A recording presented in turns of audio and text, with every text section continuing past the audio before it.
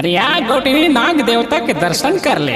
आई देखागा? दिखाए बर दिखाऊं लेकिन डराबे झन। नहीं डराऊंगा, दिखा ले देख ले। आई हाय कैसन करिया हैगा, अरे आके खड़ा हो गए और मार साय साय करत। पहली बार देखत है तेकर से तिहरे वो। आई हटागा मोर ले दुरिहा, डर लागत है।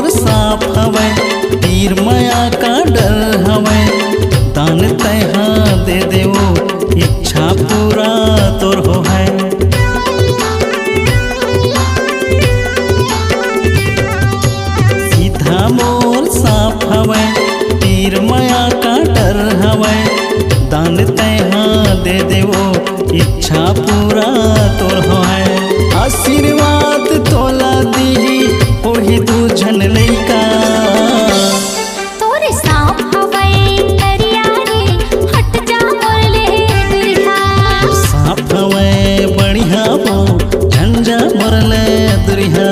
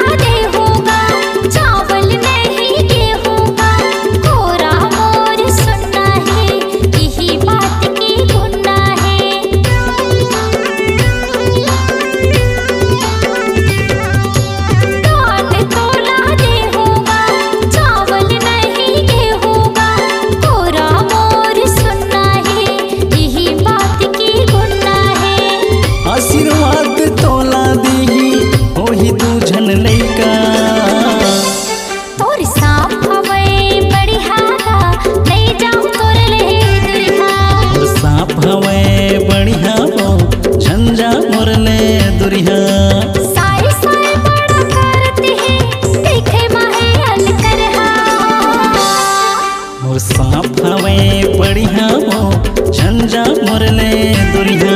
तोरे सांप हवे बढ़ियागा नहीं जाऊं तोरे ले दुरिया।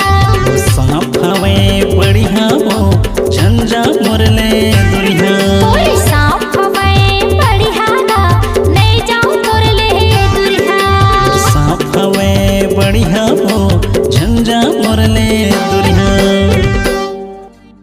आपकी आवाज ही आपकी पहचान है। यदि आप अपनी आवाज को एक नया आयाम देना चाहते हैं तो चले आइए मल्टी ट्रैक डिजिटल रिकॉर्डिंग के लिए AVM audio video studio Khamtarai Raipur. Mobile number 9301523929 और 7869646201। यदि आप नए एवं पुराने गीत सुनना चाहते हैं तो avmgana.com में जाकर गाना फ्री डाउनलोड करें और YouTube चैनल में AVM गाना और KK कैसेट्स को सब्सक्राइब करें।